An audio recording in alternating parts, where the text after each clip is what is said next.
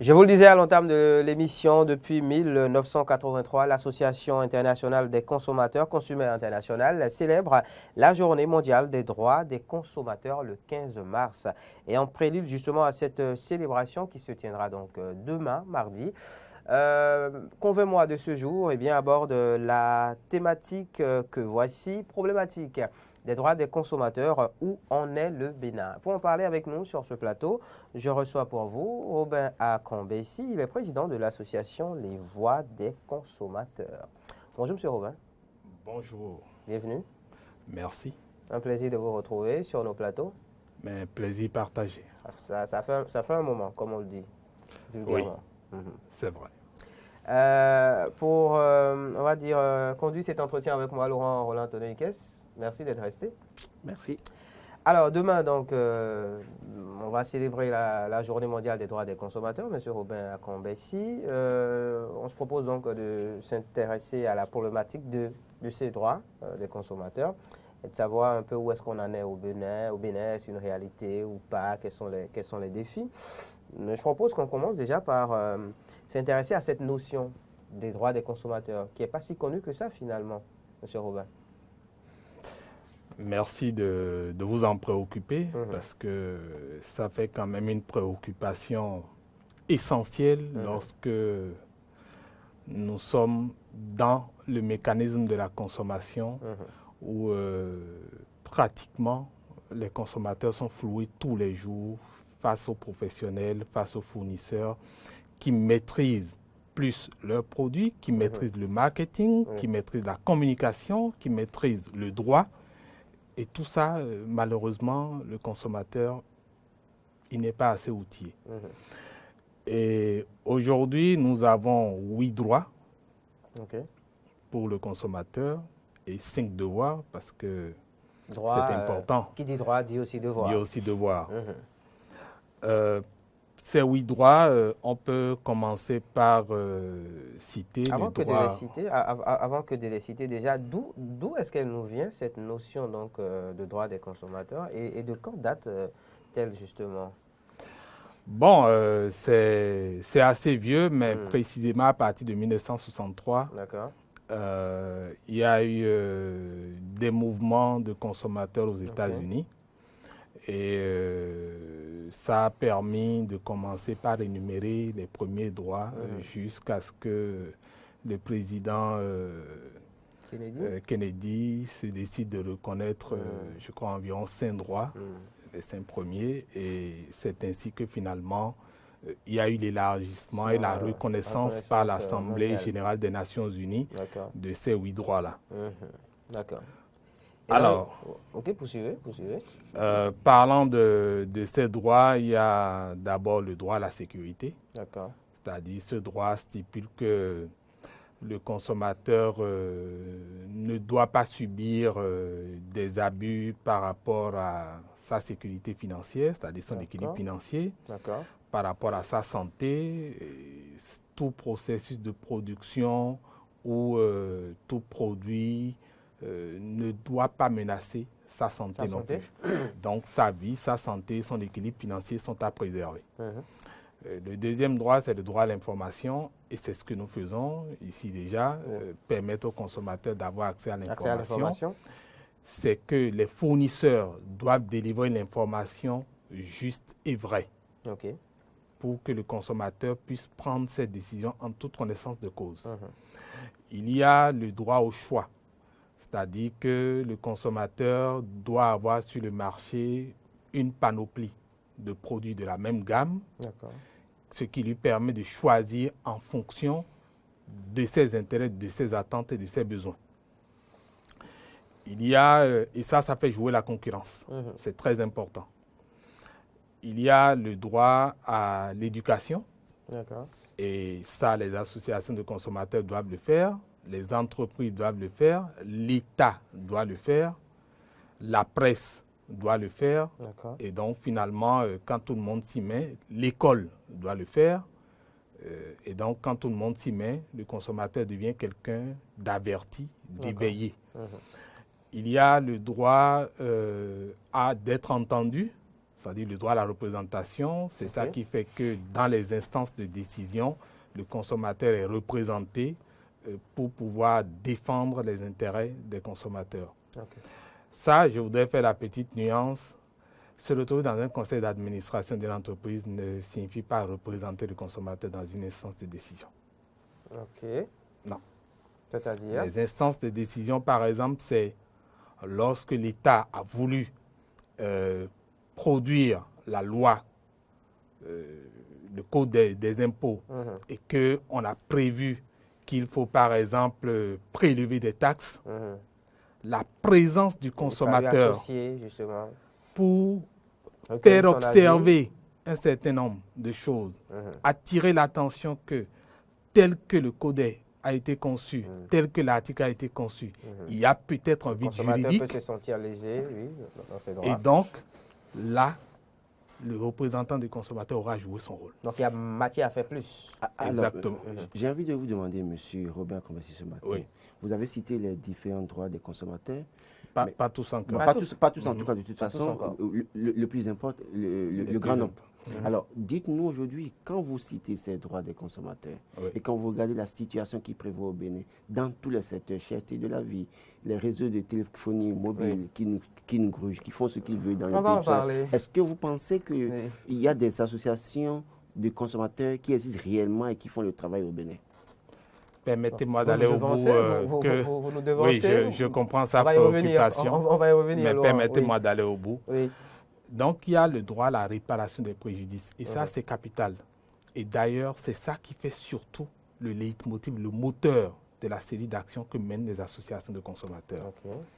Lorsque le consommateur a subi des torts, des préjudices, il faut réclamer la réparation de ces torts-là. Il y a le droit à un environnement sain. C'est-à-dire qu'il faut tout faire pour que l'environnement ne porte pas préjudice à la prolifération de notre espèce. Il y a le droit à la satisfaction des besoins de base. L'eau, l'électricité, l'habitat, l'alimentation, même les télécommunications aujourd'hui font partie des besoins de base. Et donc, pour revenir à votre question, je voudrais vous dire que, vous voyez, si vous prenez votre micro tout de suite et que vous rentrez dans la ville, vous allez constater que très peu de consommateurs connaissent leurs droits. Connaissent leurs droits, justement. Déjà, on n'a pas parlé des devoirs.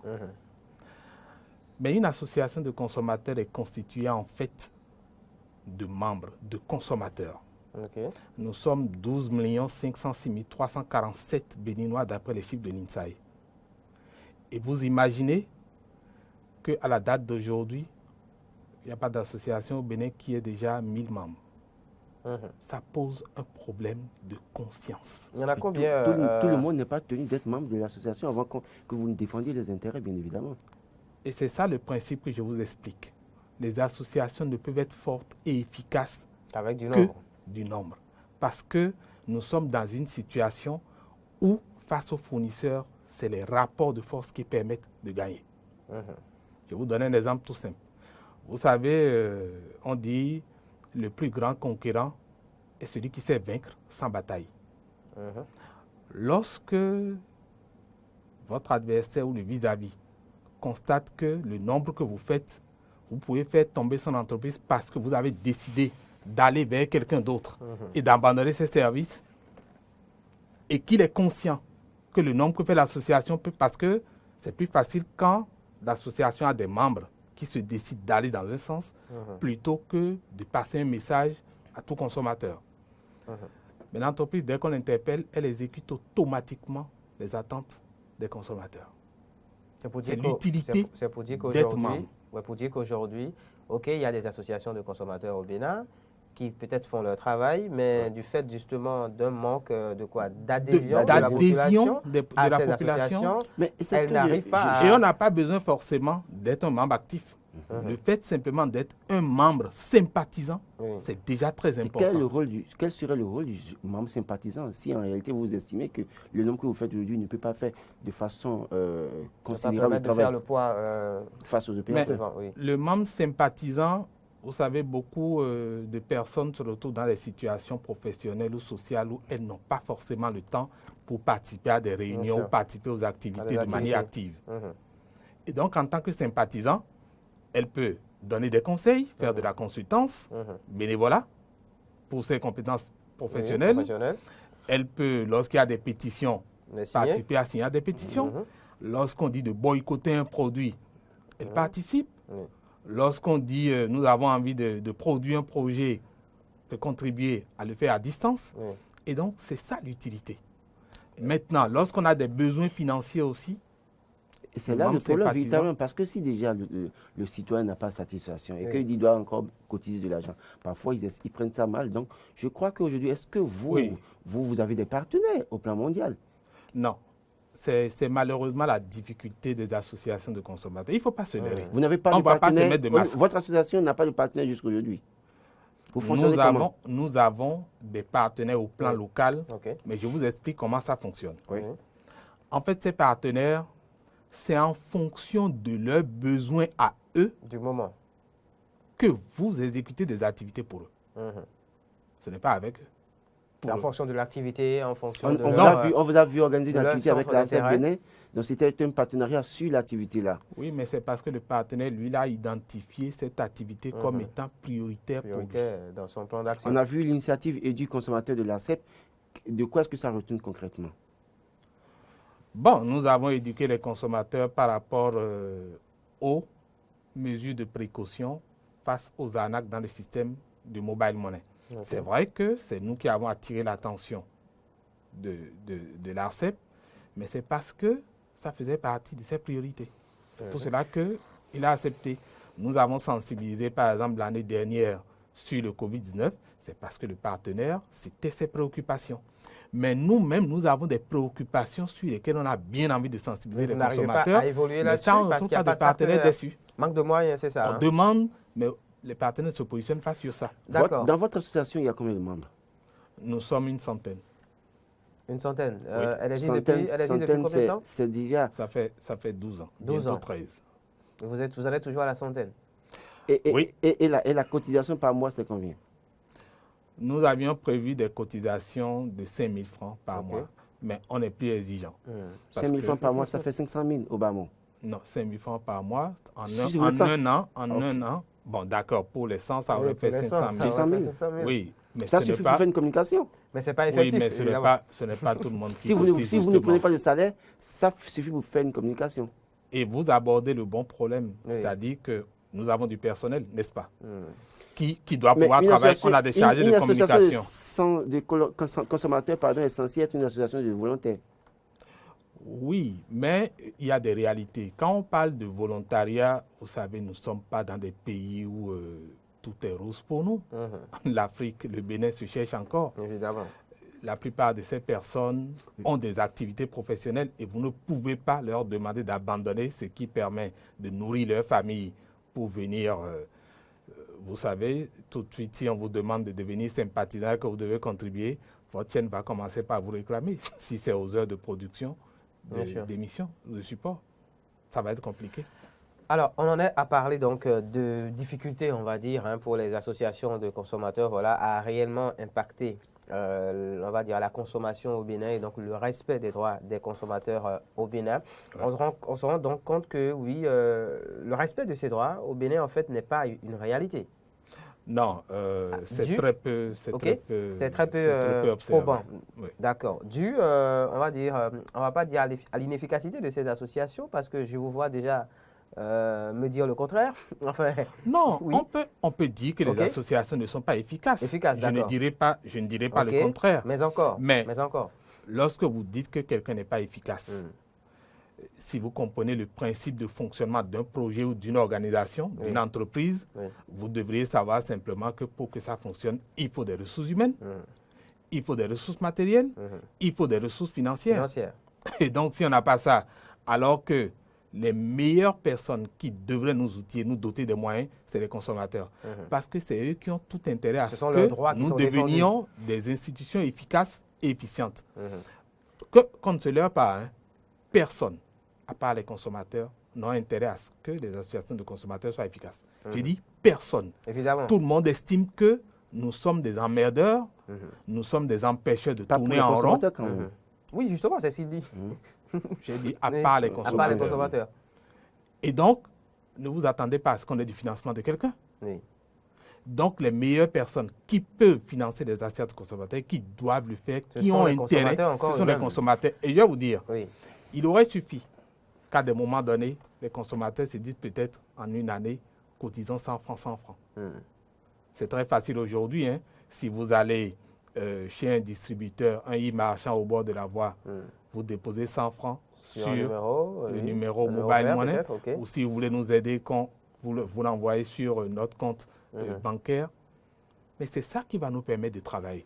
Parce que nous avons plein de projets qu'on peut mettre en œuvre pour pouvoir être efficace. Imaginez simplement, on avait une émission chez vous, une émission radio. Sur la radio. Malheureusement, nous avons des difficultés à faire fonctionner. Or, nous nous sommes dit, généralement, quand nous faisons les sensibilisations, on le fait généralement au sud. Or, une association de consommateurs a une particularité. Elle a vocation d'être nationale. Elle ne peut pas exclure, elle est inclusive. Absolument. Et donc, on doit faire la même sensibilisation dans toutes les communes, dans le nord et partout. Ça fait 77 communes. Nous allons trouver les ressources où? Lorsque vous devez vous déplacer simplement, vous louez un véhicule pour faire tout le tour. Ça fait 50 000 par jour. Si ça doit vous prendre 90 jours ou bien 100 jours, ça fait déjà près de... Alors, on comprend, M. Robin Akrombessi, que vous avez beaucoup de difficultés donc, qui font que, évidemment, en termes d'efficacité, les associations n'y arrivent pas. C'est difficile. Et on est censé parler de ce qui fait en réalité que, on va dire, les droits des consommateurs ne sont pas respectés au Bénin de manière générale. Alors, au détour justement de ces raisons, sinon au rôle de ces raisons, il y a donc les problèmes liés au fonctionnement de ces associations. Donc, parlons déjà des associations. Donc, on en est à parler de ces difficultés-là. Finissons rapidement avec et parlons d'autres causes. Oui, je vais dire qu'aujourd'hui, je pense qu'il faut vraiment que les consommateurs comprennent les enjeux et outils des associations de consommateurs. Je vais vous donner un exemple tout simple. Pour finir avec les problèmes inhérents aux associations. Je prends l'opérateur que vous connaissez, on ne va peut-être pas le nommer. Oui. En 2016, nous avons porté plainte au tribunal contre cet opérateur. Pourquoi? Il nous volait 7 francs par crédit. À la fin de chaque crédit, vous avez un message, votre appel aura une durée maximale de 30 secondes, votre appel sera déconnecté. Ça vous fait 7 secondes. Quand nous avons porté plainte, le procureur a fait le soir transmis à la BEF. Nous avons évalué, ça faisait près de 44 milliards en intervalle de 4 ans. Wow. Qui nous chippait. Enfin, cette notification prend 7 secondes dans le délai de communication. Dans le délai de communication. Donc, et il a fallu cette plainte-là pour que le lendemain, qu'il stoppe. Parce qu'il ne voulait pas être pris en flagrant délit. Ça a été un gros gain pour les consommateurs. Bon, personne n'a perçu ce résultat. C'est pas quantifiable. Donc, c'est pour dire que vous gagnez 44 milliards qu'on cesse de vous voler, vous dites que ce n'est pas quantifiable. En fait, ce que je veux dire par là, c'est-à-dire que comment est-ce que le consommateur le ressent directement? Mais on cesse de lui voler 7 francs par crédit. Comment il veut le ressentir encore? Sachant que le même opérateur peut le prendre les francs autrement. Oui, il se comporte en serpent d'airain. Bien sûr. Vous leur coupez la tête par ici. Mais il y a des régulateurs qui sont payés pour ça. L'État, le gouvernement est payé par nos frais. Nous payons les impôts pour ça. Ils sont censés régler le problème. L'association de consommateurs n'est censée qu'accompagner l'État. D'accord. Et dans ce sens, que fait l'État concrètement? Bon, on va y venir. Vous savez, ce même opérateur, on a obtenu contre lui une sanction d'1,5 milliard. Ça, c'est l'État qui l'a empoché. Nous, on n'a pas eu un copec dedans. D'accord. Ce même opérateur, la dernière fois, il a raflé de l'argent multiple de 500 francs sur nos comptes mobile money. Jusqu'à aujourd'hui, aucun consommateur ne se demande comment est-ce qu'on fait. Nous avons continué ce combat jusqu'à la date d'aujourd'hui.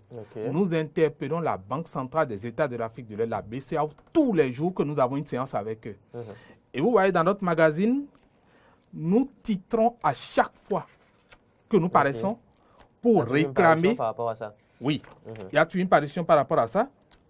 Redevabilité, quand le remboursement de nos fonds prélevés en août 2020. Dans toutes nos parutions, nous avons fini par dire, mais est-ce que cet opérateur est plus puissant que l'État béninois et la BCEAO ensemble? Parce que voilà un opérateur qui se permet tout. Vous avez vu encore la dernière fois. on se plaignait de la situation des forfaits qui ne sont pas au beau fixe, oui. Parce que les gens se demandent comment est-ce que leur forfait s'écoule. On en était là quand c'est eux qui sortent des frais supplémentaires de 5% à payer au motif que le Code des impôts l'a prévu, mais le Code des impôts, le DGI a été formel sur ça. C'est à l'opérateur de supporter. La preuve, le deuxième opérateur ne nous a pas fait supporter. Bien au contraire, il a baissé les coûts. Donc, lorsque nous faisons tout ça, le consommateur ne le sent pas directement. Et pourtant, c'est le combat que nous faisons tous les jours au péril de notre vie. Vous n'avez pas idée. C'est des opérateurs qui brassent des centaines de milliards. Et nous, on va les empêcher de gagner ça. Comment comprendre qu'avec autant d'initiatives prises justement par ces associations, les populations quand même aient du mal à y adhérer? Comment cela s'explique selon vous? Non, vous savez, nous sommes une population particulière. J'ai rencontré une personnalité de ce pays une fois qui m'a dit, mais vous n'avez pas idée, dans mon association que vous savez très puissante, mais c'est moi qui prends tout en charge. Et pourtant, ceux qui sont dedans, ce n'est pas des nécessiteux. C'est le vécu. C'est des gens à l'abri du besoin. Oui. Donc, c'est le comportement coutumier. C'est le mindset béninois. C'est le mindset béninois. Malheureusement, on banalise les choses. Et c'est quand nous avons le dos contre le mur que nous commençons par crier sur tous les toits. Vous allez voir dans tous les forums où sont passées les associations de consommateurs. Il n'y a pas d'association de consommateurs, c'est des prétendues organisations de consommateurs. Mais je me suis dit, vous dites qu'on n'est pas utile. Mais vous nous réclamez encore. C'est-à-dire que finalement, il faudrait que le Béninois apprécie les enjeux et que nous cessions d'être juste dans de la stigmatisation. Le Béninois est tout le temps parfois dans la stigmatisation parce que le Béninois, à un moment donné, pense que les associations, selon certains, ont parfois des complicités avec les fournisseurs et que par conséquent, et que quand on voit comment est-ce que ces présidents ou responsables d'associations se comportent, on a comme l'impression que ce n'est pas des gens pour autant qui viennent défendre les intérêts, qui se préoccupent notamment, puisque j'évoque un problème pêle-mêle, on a parlé de cherté de la vie. On en parle depuis des mois. On parle du cassoulet qui allait à 5 000. On parle de certaines choses, mais sur la question, on n'a pas vu pour autant la réaction des associations des consommateurs. On a vu peut-être les syndicats qui sont allés faire un meeting. Donc, c'est des questions basiques sur lesquelles les populations attendent parfois les associations de consommateurs et qui ne réagissent pas. Puis qui peut-être, vous avez ici parlé de milliards. Et les citoyens pensent parfois que ce qui vous intéresse, c'est le milliard en réalité à défendre peut-être. Et comme pour eux, ce n'est pas moi qui ai évalué, c'est la baisse. Attends, oui, comme par hasard pour eux, ils pensent que ces milliards, quand c'est rétrocédé peut-être à l'État, que vous avez des ristournes. Et donc, c'est autant d'éléments sur lesquels les populations vous attendent. La cherté de la vie, par exemple. Pourquoi est-ce que le maïs produit au Bénin doit être à un prix élevé? Pourquoi est-ce que le riz qu'on vient d'acheter à 300 francs doit se retrouver à 800 francs? Sur des questions comme ça, pourquoi est-ce que parfois, à l'association des consommateurs, vous êtes parfois muet? C'est silencieux. Non, ce n'est pas qu'on est silencieux. En fait, vous savez, face à une situation, il ne faut pas avoir des réactions épidermiques. Il faut prendre du temps, analyser la situation et adopter. Vous savez, ce n'est pas encore fini. Nous en avons peut-être encore pour 2 à 3 ans. Alors, il ne faut pas accélérer. Et pendant ce temps, que feriez-vous pour nous défendre? Qu'est-ce qui est prévu, justement? Exactement. Par rapport à ça, nous avons eu 3 initiatives. Et nous avions prévu, en principe, faire des sorties prochainement, avant que ne tombe la situation de 5% de mobile money.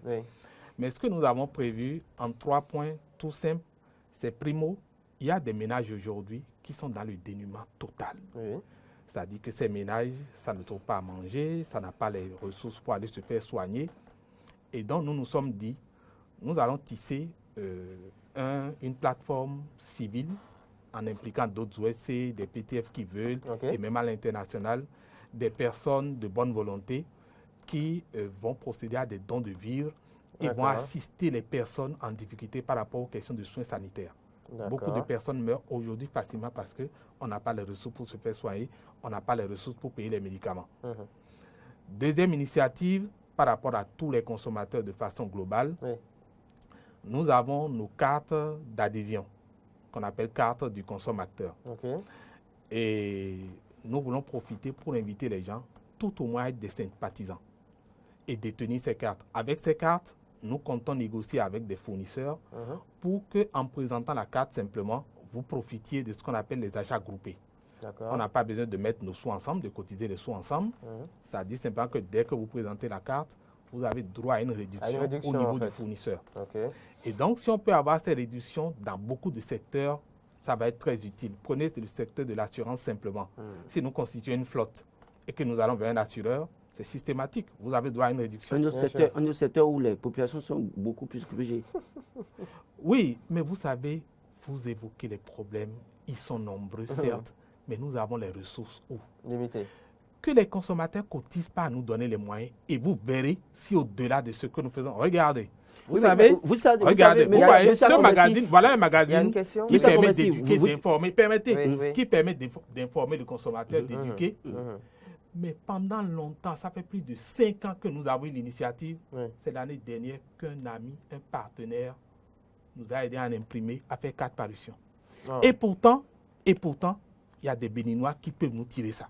Alors, vous dites qu'il faut que les consommateurs cotisent. Mais je vous l'ai dit tout de suite. Sur les questions basiques, est-ce que pour, par exemple, dénoncer la cherté de la vie, vous avez besoin d'accompagnement des citoyens d'abord? Mais bien sûr. Parce que lorsqu'on doit faire une conférence de presse, vous savez ce que coûte une conférence de presse? Non, je viens. C'est connu que vous ne payez pas pour autant aux médias. Bon, ça c'est très bien abordé. Vous savez, lorsqu'on vous invite et que vous voulez venir gratuitement, vous venez. Mais lorsque vous ne voulez pas venir, vous ne venez pas. Bien évidemment. Et si on veut que vous veniez forcément, il faut passer au service commercial. Oui. Donc, il faut les moyens. Alors, Monsieur Robin, on se rend compte que vous avez beaucoup de difficultés et que forcément, financièrement, ça ne va pas. Mais la question qu'on est porté à se poser, je pense que la plupart des téléspectateurs se posent aussi la même question. Quel est votre intérêt, finalement, dans tout ça? Si vous avez des problèmes. Si tant est qu'il y a beaucoup de problèmes, que vous ne vous en sortez pas, que ça ne va pas, que vous n'êtes pas écouté, vous n'êtes pas soutenu. Vous êtes là depuis 10 ans. Merci beaucoup. Vous savez, je crois que ça permet aussi d'entretenir un peu l'élargissement de notre champ de vision au Bénin. Quand vous voyez un prêtre, vous vous dites son intérêt, c'est peut-être la quête. Quand vous voyez le pasteur, vous vous dites son intérêt, c'est peut-être la dîme. Mais ce n'est pas toujours comme ça pour tout le monde. Le sacerdoce, ça fait partie de l'essence humaine. Chez certains, ça ne demande rien du tout de particulier. J'étais entrepreneur. Avant, vous ne l'êtes plus? Oui, je ne le suis plus. Je ne voudrais pas évoquer les raisons ici pour éviter de toucher des sensibilités. Mais ça ne m'empêche pas de continuer de travailler. Je suis consultant. Vous savez, cette question a été évoquée à l'UMOA la dernière fois, ou au Burkina Faso, à Ouagadougou. Il y avait les représentants des Nations Unies et puis d'une autre structure et de l'UMOA. Et puis, on dit, mais normalement, les responsables d'organisations de consommateurs ne doivent pas travailler. Alors, les confrères de la Côte d'Ivoire, du Burkina, mais il y avait de l'effervescence. Et à la fin, j'ai laissé tout le monde faire et j'ai dit, bon, je fais une proposition. Les Nations Unies et l'UMOA commencent par payer nos salaires. Mais là, le débat s'est calmé. Vous savez, tout le monde n'est pas venu sur la terre avec l'ambition d'amasser. C'est un don de soi. Le sacerdoce est naturel. Voilà. Et vous savez ce que ça apporte. Je viens, ce que ça apporte. Faites l'effort de commencer par être utile à d'autres personnes. Vous verrez combien la nature forcément vous rétribue. Ce que nous faisons déjà, c'est que nous sommes utiles à d'autres personnes, même si nous avons un salaire. Et la nature ne vous est pas reconnaissante. Oui, témoignez de gratitude. Alors, Monsieur Robin, pour revenir à l'actualité de ces derniers jours, évidemment au Bénin, on va dire, elle est taxée autour pour parler de consommation, de droits des consommateurs, justement, à cette, on va dire, actualité liée au mobile banking et à cet opérateur de téléphonie mobile qui désormais donc applique une taxe soit en cours depuis samedi ou le vendredi. Oui. Dans un contexte où, évidemment, le gouvernement a rassuré de ce que, évidemment, cette taxe-là ne serait pas imputée ne serait pas supportée par le consommateur. Et je pense qu'à un moment donné, le réseau aussi avait fait pareille déclaration. Comment comprendre? Comment vivez-vous cela et que comptez-vous faire? Les populations ont besoin de savoir, les consommateurs ont besoin de savoir. quand cet opérateur avait pillé nos comptes Mobile Money en prélevant 500 francs, un multiple de 500 francs, j'avais dit au consommateur, si nous ne lui faisons pas rendre gorge, il pourrait récidiver. Il viendra vous faire vivre pire. Avant ça, j'annonçais déjà. Il est venu le faire. Jusque-là, nous attendons toujours la communication de la BCEAO. Et je l'ai dit encore la dernière fois, on était en visioconférence avec Dakar, il y a à peine un mois au cours du lancement d'une activité. Et j'ai dit, est-ce que la BCEAO est fière de ne pas communiquer sur cette situation? On est venu cambrioler les consommateurs. Le ministère des Finances ne dit rien. L'ARCEP ne dit finalement rien. Tout le monde se tait. Et je pense qu'aujourd'hui, par rapport à la nouvelle situation, pour finir, il faut simplement que les consommateurs apprennent à boycotter les services de ceux qui nous pourrissent la vie. Lorsque sur le marché, vous avez d'autres possibilités, vous allez vers ces possibilités. Quelqu'un offre moins cher, vous avez 45 francs, 95 francs, tandis que l'autre prélève 116 francs. Vous avez 416 francs d'un côté, lorsque l'autre propose 320 francs.